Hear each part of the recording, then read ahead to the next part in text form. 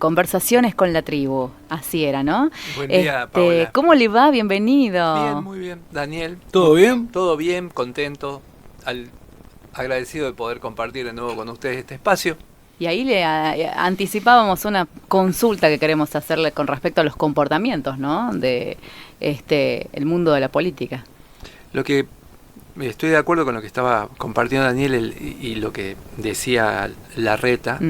Acerca de que los extremos nunca conducen a un proceso de mediano y largo plazo, porque quedan muchos heridos, queda mucha gente lastimada, queda mucha gente que se siente ignorada y o repudiada y o descalificada en lo personal por ideas, porque decir zurdo implica una categoría en términos, no porque él quiera, sino de lo que está cargado en el tiempo, de mucha descalificación para personas que tienen otra ideología.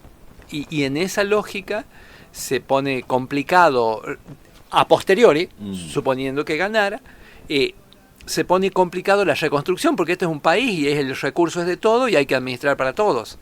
Eso es lo que lastima la forma.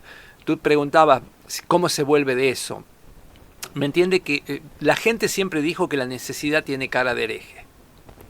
Esto es, no podemos desconocer que dentro de los proyectos, cuando uno necesita gobernar, va a convocar a todos aquellos que tengan liderazgos territoriales.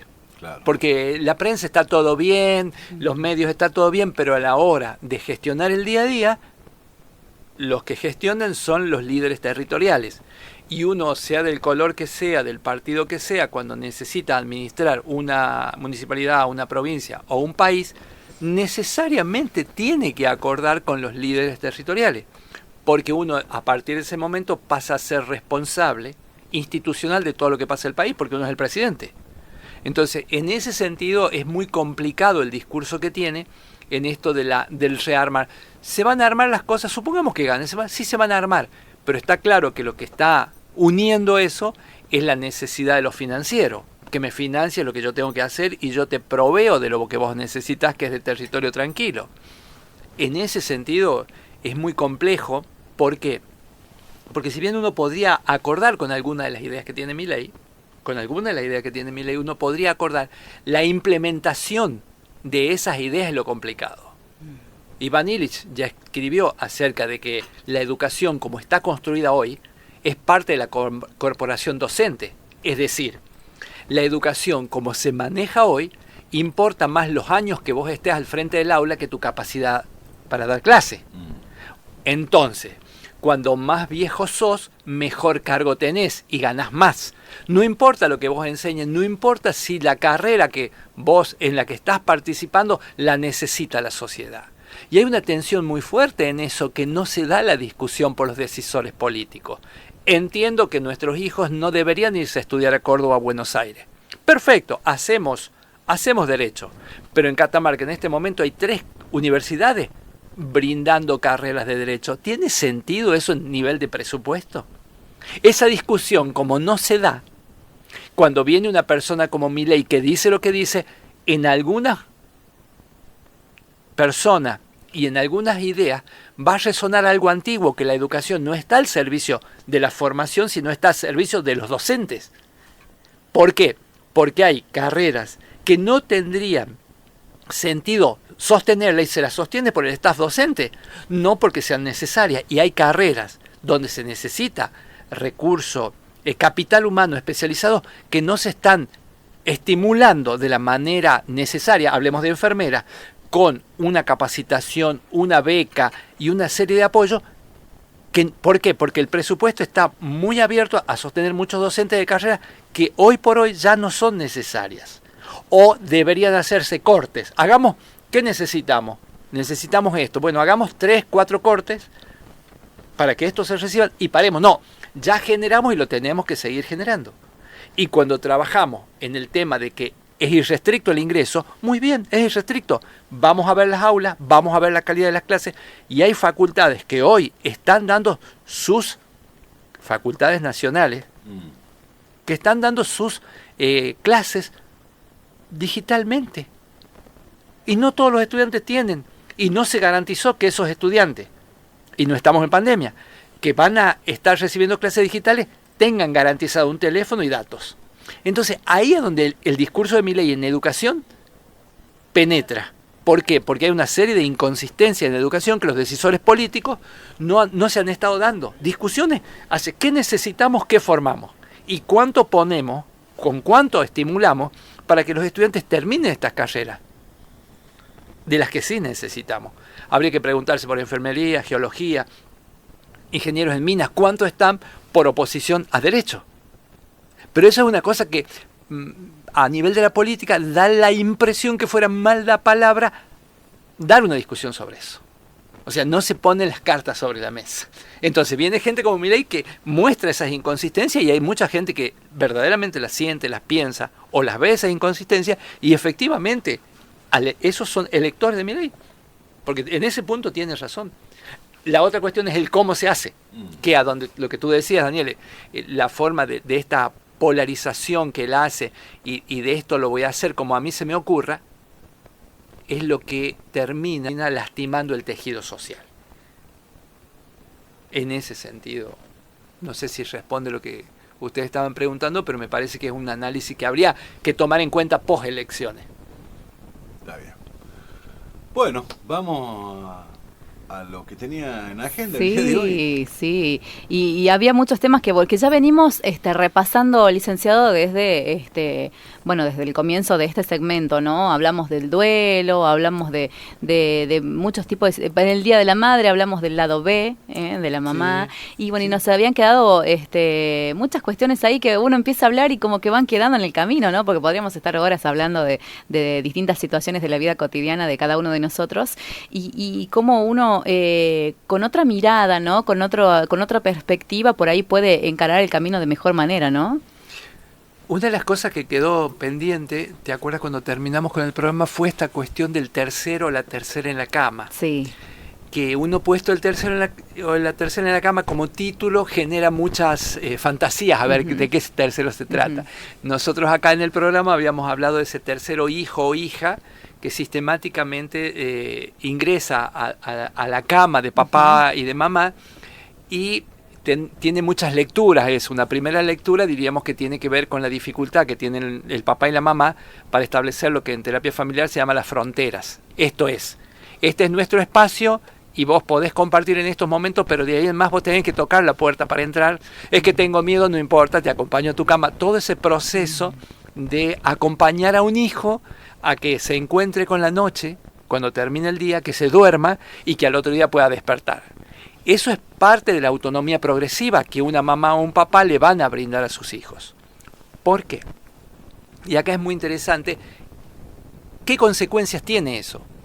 Yo tengo, si me voy a dormir solo en mi cama, o en la cama, en el dormitorio con mis hermanos, yo empiezo a tramitar una cuestión que tiene que ver con el final del día. Un vacío, el final del día, qué va a pasar mañana, cómo es, o sea, algo que uno de niño ya se olvidó, pero es que uno queda solo. Es un momento que uno queda solo con uno mismo y el sueño. Y eso uno tiene que empezar a aprender a estar con uno mismo. Es un desafío muy grande aprender a estar con uno mismo y tener la fortaleza, nunca mejor esa categoría, de poder estar conmigo, sostenerme y empezar el día como siga. Porque si yo todo el tiempo estoy necesitando que papá y mamá me sostengan a nivel emocional para mis noches, yo voy a ser una persona que no va a adquirir la competencia de sostenerme. Y a posteriori y hacia adelante voy a buscar a alguien con quien, como una muleta, con quien acompañarme. Y eso va a ser parte de un proceso con la autoestima en el cual yo no puedo estar solo, entonces tengo una dificultad con mi autoestima, entonces hacia adelante me voy a ir conchabando con quien sea, me voy a encontrar con tal, porque no puedo estar solo. En realidad no puedo estar conmigo mismo. Uno no está solo, no puedo estar conmigo mismo.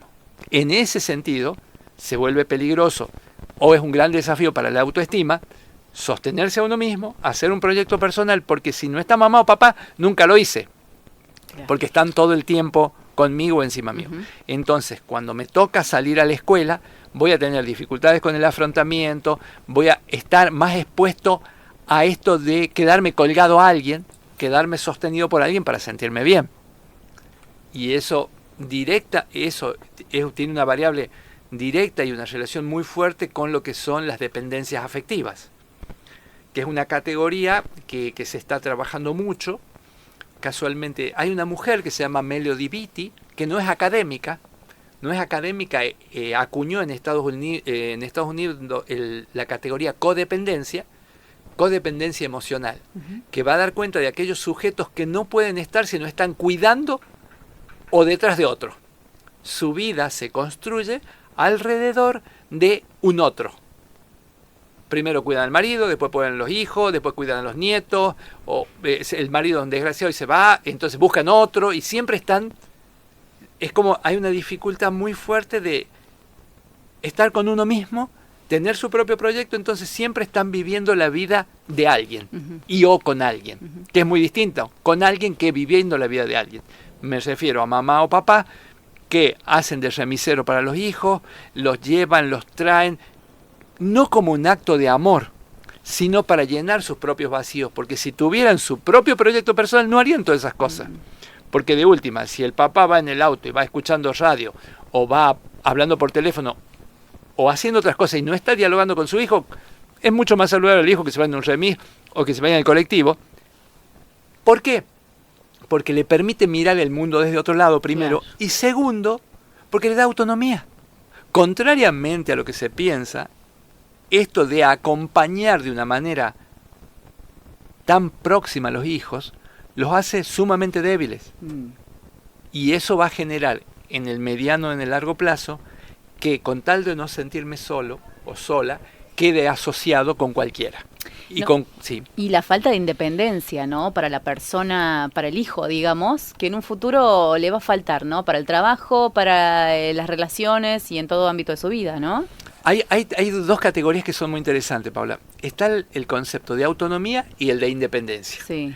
Autonomía es que yo me manejo a mí mismo, me sostengo, por decirlo. Cuando hablo de independencia es cuando ya dispongo de los medios, no solo emocionales, mentales, sino económicos para ser independiente. Porque hay una confusión, sobre todo esto, creo que las mamás y los papás lo seguimos habilitando, que jugamos a hijos independientes. No, son independientes cuando se pueden sostener desde su desayuno, su almuerzo, su ropa, y además tienen su dinero. Ahí son independientes. Si no, tienen que tener la autonomía que cada casa le habilite.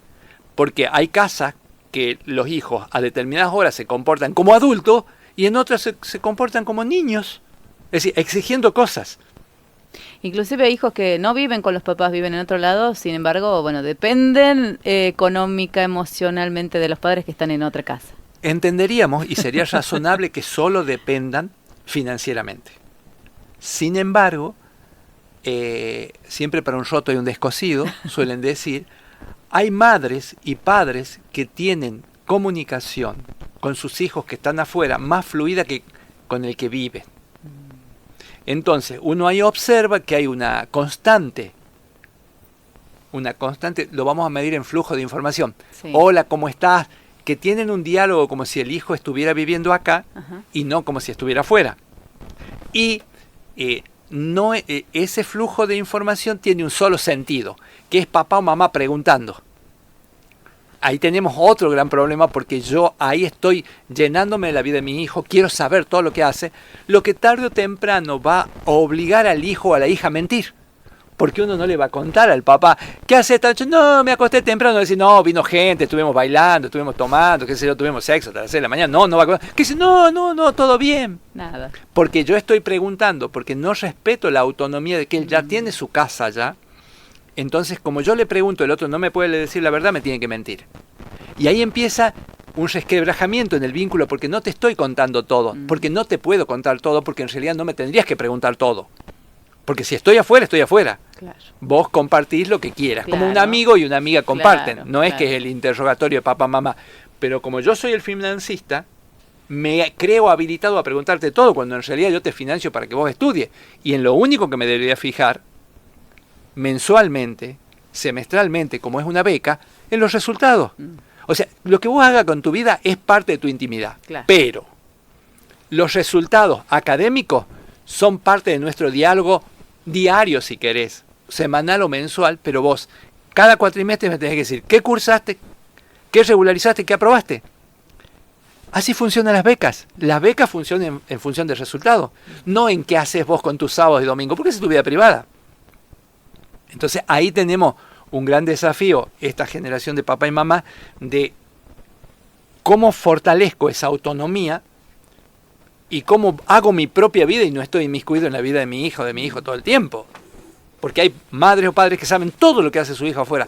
Y eso no es ni razonable, ni natural, ni mucho menos sano, porque eso que yo sé todo, necesariamente para que eso sea necesario tenemos dos situaciones. O que el hijo y la hija no hayan logrado una autonomía suficiente, que necesitan, mamá, ¿qué hago? ¿Qué me pongo? ¿Qué cocino? Claro. Lo que habla que hay una dependencia, o de mamá que está todo el tiempo hablando y diciendo cosas con respecto a la hija.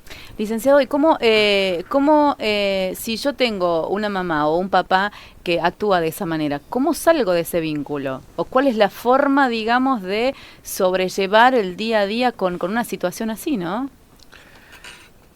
Hay un desafío muy grande porque como uno ya naturalizó eso, uno cree que eso es normal, primero. Pero cuando empieza a molestar y uno empieza a tomar distancia, papá y mamá se enojan.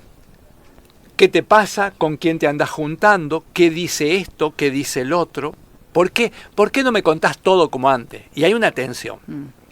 Indudablemente que todo proceso humano va logrando reacomodarse, va logrando equilibrar. Sin embargo, si eso no se logra, lo que se va a hacer necesariamente va a haber que pedir ayuda.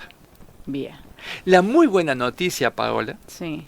La muy buena noticia porque es bueno, bonito y barato, como dirían en la política, una cuestión es que existe hace 15 años una fundación que trabaja con la dependencia emocional. Ajá, muy interesante. Sí, porque no es la dependencia de sustancia, no sí.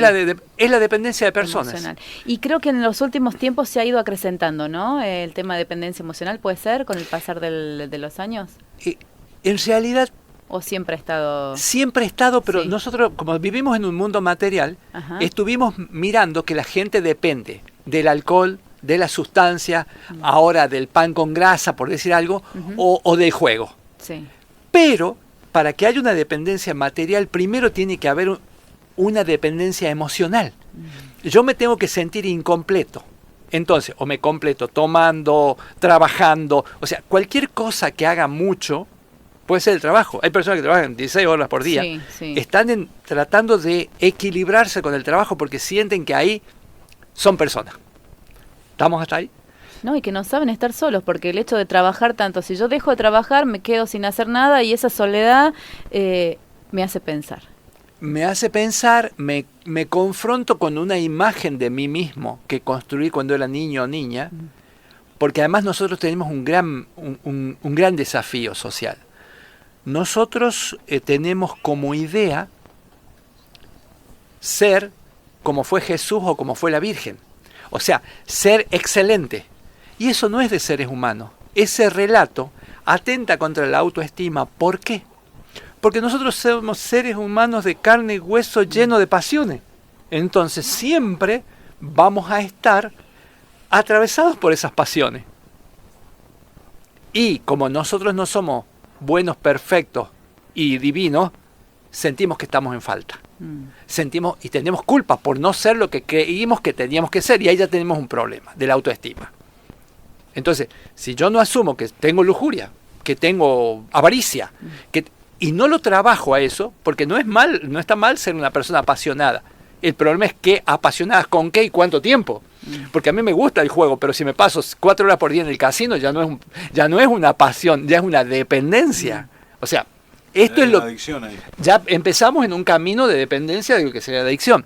Entonces, antes de llegar al alcohol, antes de llegar al casino, antes de llegar a las harinas, antes de llegar a la sustancia, ya hay una sensación de vacío y de incompletud a nivel emocional. Ahora se ha visibilizado eso porque estamos dándonos cuenta que uno llega a lo material después de lo emocional. Entonces, por eso, hace 15 años o más, Inés Olivero y Mónica Pecheu son dos, una es psicóloga y la otra es psiquiatra. Mónica es psiquiatra y Inés es psicóloga. Trabajan en Fundapaz. Fundapaz es una fundación que tiene un programa, y tiene un programa de radio, además. ¡Ay, qué lindo! Un programa de ayuda mutua. Ajá. Que trabaja los martes, jueves y sábados. De 7 a 9 martes y jueves, y los sábados de 10 a 12. Sí. Pero esto hace 15 años y lo han sostenido este espacio donde uno, si quiere, pone Fundapaz en el teléfono, Sí. le aparece, tiene un programa completo, tienen creo que 300 programas de radio, porque van a una radio y ellos van subiendo. ¿Y qué están trabajando con esto? Una herramienta para las personas que tienen dependencia emocional. Buenísimo. Para hijos, padres, parejas, para cuando yo no puedo estar sin vos. No importa en qué posición Sí, del vínculo sí. estés, somos hermanos, Sí, primos. sí, Y me parece que eso es una extraordinaria herramienta, sí. porque lo muestra a uno qué cosas uno está haciendo cuando se está afiliando tan potentemente con otro que se va a lastimar. Va a estar tan cerca que el movimiento va a lastimar. Porque todo vínculo es lindo, pero cuando es muy apretado, el movimiento de uno de los dos lastima al otro. La fricción, digamos. La fricción lastima. Ajá. Así que en ese sentido es interesante pensar cómo esto que parecía nada cuando era niño, uno que lo tenía bajo el ala al hijo para todo, y que lo llevaba y lo traía, cuando se tiene que salir al mundo y confrontar con el mundo, se siente incapaz, insuficiente, además con una serie de modelos arquetípicos que tenemos que ser perfectos. Eso no existe. Nos sentimos pocas cosas, sentimos que nunca nos vamos a dar con eso de que tenemos que dar. Entonces ahí tenemos una dificultad muy grande. Y eso va a generar que yo me complete con alguien o con algo. Qué bárbaro, licenciado. Bueno, volviendo al tema de partida, ¿no? Que era el tercero en la cama, ¿no? Qué bárbaro desde chiquitito cómo podemos afectar al niño ya en su juventud, en su adolescencia y ya cuando es grande, ¿no? Esa cosa de tenerlo ahí abajo, ¿no? Qué importancia que tenemos, qué responsabilidad que tenemos los padres, ¿no? De ese pequeño detalle, ir trabajándolo ahora, ¿no? De cuando son chiquitos. Exactamente, y es muy interesante porque parece nada, pero es es una variable, de las variables, no es una sola variable, son varias, pero es una de las determinantes. Sí. Una de las determinantes es la relación con la autonomía progresiva de los hijos. Independientemente de lo que haga el papá o la mamá con su vida, porque es cómo fortalezco a mi hijo, y si no lo fortalezco, lo estoy debilitando, no hay término medio, sí. Exactamente, o lo fortalezco o no lo fortalezco. Y si no lo fortalezco, está en capacidades distintas con alguien que está fortalecido. Qué bárbaro. Bueno, buenísimo, licenciado. Espero que hayamos ayudado a nuestra audiencia con todo esto que hemos repasado, que por ahí se le haya hecho un clic a alguien que esté escuchando la radio y bueno, pueda cambiar el comportamiento, ¿no? Para futuro y para el bienestar de los hijos. Lo que uno va aprendiendo, Paola, es una cosa muy, muy interesante que es, ojalá que nos le sirva a Paola y a Pedro. Si nos sirve a nosotros, ya sacamos el día. Si otra persona lo escucha y le sirve, ya nos ganamos el cielo. Porque nosotros lo que estamos haciendo es compartiendo un proceso, lo que te pasa a vos, lo que me pasa a mí, lo que le pasa a Daniel, lo que le pasa a la gente que está acá en el estudio. O sea, porque por algo está apareciendo el tema y ojalá que a nosotros no nos olvidemos. A alguien seguramente ya le está sirviendo.